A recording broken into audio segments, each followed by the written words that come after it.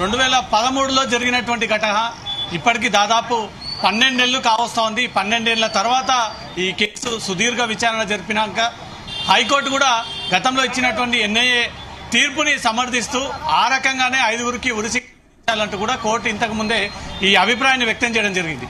ఈ హైకోర్టు కూడా ఆ 5గురు నిందితులకు ఉరిశిక్ష విధించాలంటూ కూడా ఉత్తర్వులు ఇచ్చినటువంటి వెంటనే బాధితులంతా కూడా దిల్సుఖ్ నగర్ జంట పేలుళ్ల కేసు ఘటన స్థలానికి చేరుకున్నారు. వీళ్ళంతా కూడా ఆ కేసులో ఉన్నటువంటి బాధితులు. వీళ్ళే ఆ బాంబ్ బ్లాస్ట్ లో తీవ్రంగా గాయపడి ఒకరి చేతులు పోయి, ఒకరి కళ్ళు పోయి, ఒకరి బాడీ శరీర భాగాలన్నీ కూడా పోయి తీవ్రంగా ఇప్పటికీ కూడా గాయపడుతున్నటువంటి బాధితులు. ఇతను 107 బస్టాప్ వద్ద తీవ్రంగా గాయపడ్డటువంటి బాంబేళ్ల బాధితుడు. ఇతను ఆనంద్ టిఫిన్ సెంటర్, ఏదైతే ఈ టిఫిన్ సెంటర్ పక్కకు ఆనుకొని ఉన్నటువంటి A1 టిఫిన్ అండ్ స్నాక్స్ కి సంబంధించినటువంటి యజమాని. ఇద్దరు కూడా ఇక్కడ విక్టిమ్స్. ఫస్ట్ 107 బస్ స్టాప్ దగ్గర మాట్లాడదాం. 107 బస్ స్టాప్ దగ్గర జరిగిన ప్రమాదం అప్పుడు మీరు ఏం చేస్తున్నారు? ఎంతమంది ఉన్నారు అప్పుడు? లైన్లో 150-200 మంది ఉన్నాము. పబ్లిక్ వెళ్తా ఉన్నది. ఆ మూమెంట్లో సడన్లీ బాంబ్ బ్లాస్ట్ అయిపోయింది. మొత్తం భయం చెవి పడలే.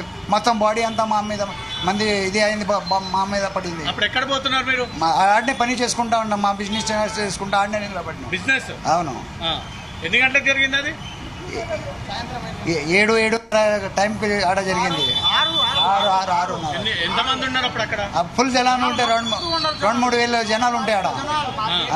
నడుచుకుంటా బస్ స్టాప్ పక్కకే ఉన్నా కానీ ఆ మూమెంట్లో జరిగింది. ఫస్ట్ అక్కడ జరిగింది, సెకండ్ ఇక్కడ జరిగింది. 2 నిమిషాలు, 1 నిమిషం లోపట్నే 2 ఒకటేసారి. మాకేం అర్థం కాలేదు. మీకు ఎక్కడ గాయాలైనాయి? మాకు ఇక్కడ తగిలిందండి, మా చేయికి తగిలింది, మా మీద మొత్తం ఐటమ్ పడినాయి. ఆ శరీరం అంతా మాకేం అర్థం కాలేదండి. అప్పుడు మొత్తం బ్లాక్ అయిపోయింది ఎక్కడిదక్కడ. మాకెక్కడ పోనీకి ఆనికి మాకు ఇది కాలేదు, అంతా కష్టమైంది. A1 టిఫిన్ సెంటర్ ఇప్పటికీ బ్లాస్ట్ జరిగి దాదాపు 12 ఏళ్లు కావస్తుంది. 2016లోనే ఎన్ఐఏ కోర్టు ఉరిశిక్ష విధించాలని చెప్పింది. ఇప్పుడు కూడా హైకోర్టు ఉరిశిక్ష విధించాలని చెప్తుంది. ఎన్ని రోజుల పాటు ఈ శిక్షలు విధించాలని కోర్టు ఆదేశిస్తుంది? వాళ్ళకు ఎంత తొందరగా అయితే అంత తొందరగా ఉరి తీసేయడమే చాలా మంచిది అని మేము కోర్టుకు ఈ రోజు కూడా అనుకున్నాం. మేము కోర్టు ఇచ్చినందుకు చాలా సమర్థిస్తున్నాం, చాలా సంతోషంగా ఉన్నాం. ఈ రోజుకైనా కానీ ఇక్కడ నుంచి అయినా కానీ ఒక 2-3 నెలల్లో వాళ్ళకు ఉరి తీసేయాలని కోరుకుంటున్నాం. అప్పుడు ఏం చేస్తున్నారు మీరు? అప్పుడు నేను మహారాష్ట్రకి వెళ్ళినా, తుల్జా భవానీ టెంపుల్కి వెళ్ళినా. భవానీ మాత టెంపుల్కి వెళ్ళి ఇక్కడ వస్తున్నప్పుడు మధ్యలో దారిలోనే నాకు తెలిసింది.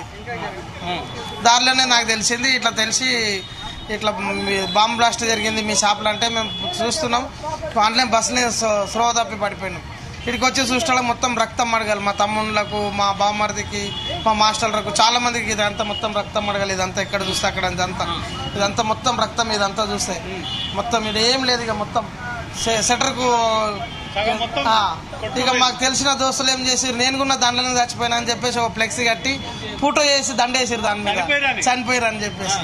ఆ ఎదురుగా షాప్లో ఉమా మెడికల్ అని ఉండే, ఆయన ఆ మిర్చి షాప్ మొత్తం చచ్చిపోయారని ఆయన చెప్పేసారు. అప్పుడు ఏం షాప్ ఉండే బాంబ్ బ్లాస్ట్ జరిగినప్పుడు? మిర్చి సెంటర్ ఉండేది, సేమ్ స్నాక్స్ టిఫిన్ సెంటర్. ఇది అప్పుడు దీంట్లో ఉండే, ఇప్పుడు దాంట్లో పెట్టినా పక్కకి. అప్పుడు ఎంతమంది ఉన్నారు బ్లాస్ట్ జరిగినప్పుడు? బ్లాస్ట్ జరిగినప్పుడు మా వాళ్ళు 5 మంది ఉన్నారు. బయట బాధితులకు చాలా మంది జరిగినాయి దెబ్బలు. అక్కడ 107 ఆడ ఈడ కాకపోతే ఒక 600-700 మందికి దెబ్బలు తగిలినాయి. ఒక 18 మంది చచ్చిపోయారు. ఈ రోజు వరకు ఒక్కళ్ళు కూడా నష్టపరిహారం అందలేదు. ఆ నష్టపరిహారం అందరికీ చెందాలని మేము కోరుకుంటున్నాం. అందుకే ఈరోజు అంత సంతోషంగా ఉంది కాబట్టి ఈ సీట్ల కార్యక్రమం పెట్టుకున్నాం. వాళ్ళకి జల్దీ ఉరి తీయాలని సంతోషంతో ఈ సీట్లు మారుస్తుంది. ఇప్పుడు మళ్ళీ హైకోర్టుకు పోతే వేరే ఛాన్స్ ఉంది కదా? మళ్ళీ హైకోర్టుకు పోయిన వాళ్ళు ఏడి తొందరగా ఉరి తీయాలని గవర్నమెంట్ కు, కోర్టుకు తొందరగా చేసుకుంటారా ఉరి శిక్ష అని?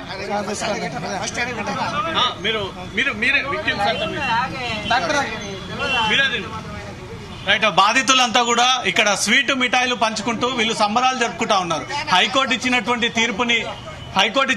తీర్పుని సమర్థిస్తూ, హైకోర్టు ఇచ్చినటువంటి తీర్పుని గౌరవిస్తూ, ఈ రకంగానే న్యాయస్థానాల మీద గౌరవం పెరగాలన్నా, న్యాయస్థానాలు నిజాలని బయట పెట్టాలన్నా, నిజాలు వాళ్ళని ఉరిశిక్ష విధించాలన్నా ఈ రకమైనటువంటి తీర్పులను ఖచ్చితంగా న్యాయస్థానం గుర్తించాలి, ఇవ్వాలి అంటూ మాత్రం వీళ్ళందరూ కూడా మిఠాయిలు పంచుకుంటా ఉన్నారు. వీళ్ళంతా Dilsukh Nagar bomb blast Anand tiffin centre దగ్గర ఈ బాంబ్ బ్లాస్ట్ విక్టిమ్స్ అందరూ కూడా కోర్టు మాకు అనుకూలమైనటువంటి తీర్పునిచ్చింది, హైకోర్టులో మాకేదైనా చుక్కెదురైతుందేమో అనుకున్నాను, రోడ్డు పైన వెళ్తున్నటువంటి వారందరికీ కూడా మిఠాయిలు పంచుతూ సంబరాలు జరుపుకుంటా ఉన్నారు బాధితులంతా కూడా.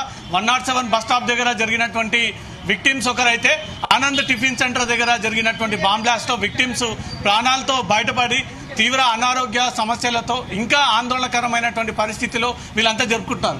మిఠాయిలు పంచుకోవడం ఇది రెండోసారి ఇది ఎంత ఇప్పుడు ఈ మిఠాయి రాదనుకున్నాం, ఇప్పటికే వాళ్ళు ఉరిశిక్ష అయిపోతుంది అనుకున్నాము, కాలేదు. ఇక్కడికన్నా తొందరగా కావాలని కోరుకుంటున్నాం.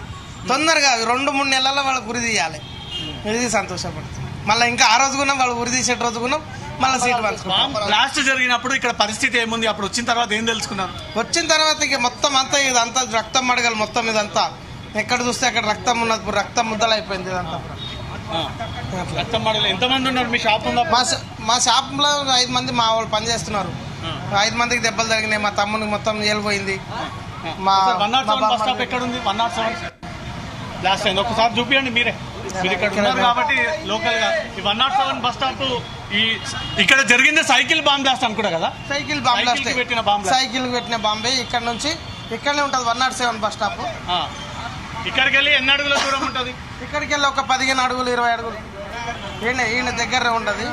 అయితే ఇక్కడ నుంచి ఏమైందంటే అక్కడ నుంచి వస్తున్నారు. ఇక అక్కడ ఫస్ట్ వేలింది 107 ఫస్ట్ వెళ్తే ఇక్కడ అక్కడ నుంచి పబ్లిక్ ఇక్కడ ఉరికొచ్చి ఈడ ఎక్కువ చచ్చిపోయారు. ఫస్ట్ 107 దగ్గర బ్లాస్ట్ అయింది. ఫస్ట్ వెళ్ళింది విత్ ఇన్ ఒక 5 నుంచి 15-20 సెకండ్ల నిమిషాలలో 2 నిమిషాలలో ఈడ వెళ్ళింది. జనాలు ఉరికొచ్చారు. అక్కడికి వెళ్ళి ఉరికొచ్చి ఇక్కడ చాలా చచ్చిపోయారు. 107 ఇది ఈడ ముంగట. రైట్. స్వీట్లు పంచుతూ వీళ్ళు సంబరాలు జరుపుకుంటా ఉన్నారు బాధితులంతా కూడా. 107 స్టాప్ దగ్గర గాయపడ్డటువంటి బాధితుడే. తన కేసులో కోర్టు ఈరోజు ఫైనల్ జడ్జిమెంట్ ఇచ్చింది కాబట్టి మిఠాయిలు చేతిలో పట్టుకొని ప్రతి దుకాణానికి కలుస్తూ వెళ్తూ అతను ఈ జడ్జిమెంట్ మేము స్వాగతిస్తా ఉన్నాము, ఇలాంటి జడ్జిమెంట్స్ ఇవ్వాలి, వీరిని కఠినంగా వ్యవహరించాలి అంటూ కూడా ప్రతి బాంబ్ బ్లాస్ట్ బాధితుడే రోడ్డుపైకి వచ్చి మిఠాయి చేతిలో పట్టుకొని తను ముందుకు వెళ్తూ 107 బస్ స్టాప్ దగ్గర ఎలా ఘటన జరిగింది అనే దాన్ని కూడా అందరికి ఒకసారి చూపించేందుకు విక్టిమ్స్ అందరు కూడా ఇక్కడ బయలుదేరి ముందుకు వెళ్తా ఉన్నారు. ముందుగా 107 బస్ స్టాప్ దగ్గర జరిగినటువంటి ఘటన, ప్రస్తుతం అదే 107 బస్ స్టాప్ దగ్గర ఉన్నాం. ఈ 107 బస్ స్టాప్ దగ్గరనే మొదట బాంబ్ బ్లాస్ట్ జరిగింది. ఈ బాంబ్ బ్లాస్ట్ జరిగిన కొద్దిసేపటికే ఆనంద్ టిఫిన్ సెంటర్ దగ్గర ఈ ప్రమాదం జరిగింది. A1 టిఫిన్ సెంటర్ దగ్గర ఈ ప్రమాదం జరిగింది. ప్రస్తుతం నిలబడ్డటువంటి ప్రాంతం ఎవరైతే యువతి ఈ ఆటో పక్కన ఈ మొత్తం దీన్ని రీషెడ్యూల్ చేసి పెట్టినటువంటి ప్రాంతం ఇదే 107 బస్ స్టాప్. అప్పుడు 2013లో ఇదంతా కూడా పాతకాలం సిస్టమ్ లాగా ఉండేది. అప్పుడు కేవలం బస్సు వస్తే నిలబడి కూర్చుకోవడానికి విధంగా ఉండేది. ఇదే 107 బస్ స్టాప్. ఆ 107 బస్ స్టాప్ దగ్గరే ఈ ప్రమాదం జరిగింది. అప్పుడు మీరు ఇక్కడే ఉన్నారా? ఇక్కడనే ఇదే స్టాప్ మీద ఉన్నా. అప్పుడు ఏ బిజినెస్ చేస్తున్నారు? నాది పానీపూరి బిజినెస్. పానీపూరి బిజినెస్. అవునండి. ఇక్కడనే బ్లాస్ట్ అయింది. ఈ మూల మీద బ్లాస్ట్ అయింది. ఇక్కడ అప్పుడు బస్ స్టాప్ లేదా? ఇక్కడ మీ పానీపూరి బండి ఇక్కడనే బ్లాస్ట్ అయిందండి. 107 ఎగ్జాక్ట్ ఎక్కడ ఉండే బాంబు ఎక్కడ వెళ్ళింది? ఈ మూలకి వెళ్ళిందండి. ఈ మూలకి ఇక్కడ బాంబు మీకు తెలియదు? అప్పటికి బ్యాగ్ లో పెట్టి పక్కకు పెట్టిందండి. వెళ్ళిపోయింది. ఇదే 107 బస్ స్టాప్. అవునండి. ఎంతమంది ఉంటారు ఎప్పుడు ఈ బస్ స్టాప్ లో? ఎప్పుడు కూడా 100-200 మంది ఎనీ టైం ఉంటారండి. కాలేజీలు కోచింగ్ సెంటర్లు అన్ని ఇక్కడ అవే ఉన్నాయండి. కోచింగ్ సెంటర్లు, షాపులు అన్ని ఓపెన్ ఉంటాయి. పబ్లిక్ ఎనీ టైం వెళ్తా ఉంటుందండి ఇక్కడ నుంచి. అప్పుడు గాయపడ్డప్పుడు ఎక్కడ తీసుకుపోయారు మిమ్మల్ని? ఏ హాస్పిటల్ తీసుకుపోయారు? మా హాస్పిటల్లో పోలేదండి. మేము భయపడి మేము వెళ్ళిపోయినాం ఇక్కడి నుంచి, పక్కకు పారిపోయినాం. ఆ సౌండ్ కి మీ చెవులు వినపడలేదు, ఇది కాలేదు, ఏం కాలేదండి. చెవులు మొత్తం ఎక్కడ ఏమున్నది అది అర్థం కూడా కాలేదండి మాకు. ఏం చెప్తారు మీరు? ఈ కోర్టు తీర్పుకి చాలా సమర్థిస్తున్నాం, చాలా సంతోషపడుతున్నాం. ఈరోజు ఖచ్చితంగా వాళ్ళకు ఒక 2 నుంచి 3 నెలల్లో ఉరి తీయాలని కోరుకుంటున్నాం. 100% వాళ్ళకు ఉరి తీయాలి. ముందుగా ఎన్ఐఏ కోర్టుకు పోయారు, ఇప్పుడు హైకోర్టుకు పోయారు, అక్కడ నుంచి సుప్రీంకోర్టుకి పోతారు, మళ్ళీ రాష్ట్రపతి కూడా క్షమాపించ నేర్చుకునేటువంటి అవకాశం ఉంటుంది. స్టెప్ బై స్టెప్ వాళ్ళు పైకి పోయే ఛాన్స్ ఉంటుంది. మీరు అన్నంత ఈజీగా భారత చట్టాలు ఉరి తీసేటువంటి అవకాశాలు లేదు. అంత దూరం పోకంటే ముందు తీయాలని మేము భారత ప్రభుత్వానికి కోరుకుంటున్నాం. సెంట్రల్ గవర్నమెంట్ కూడా కోరుకుంటున్నాం, స్టేట్ గవర్నమెంట్ కూడా వాళ్ళకి తొందరగా ఉరి తీయాలని కోరుకుంటున్నాం. అప్పుడు బాంబ్ బ్లాస్ట్ జరిగినప్పుడు ప్రభుత్వం ఏమైనా హామీ ఇచ్చిందా మీకు? ఏమి ఒక్క రూపాయి వేయలేదండి. ఏమి వేయలేదండి. ఇప్పుడు కూడా అప్పుడు కూడా కాంగ్రెస్ సర్కారు ఇప్పుడు కూడా కాంగ్రెస్ ఈ మూమెంట్లోనే ఏం కూడా ఇవ్వాలని మేము కోరుకోం.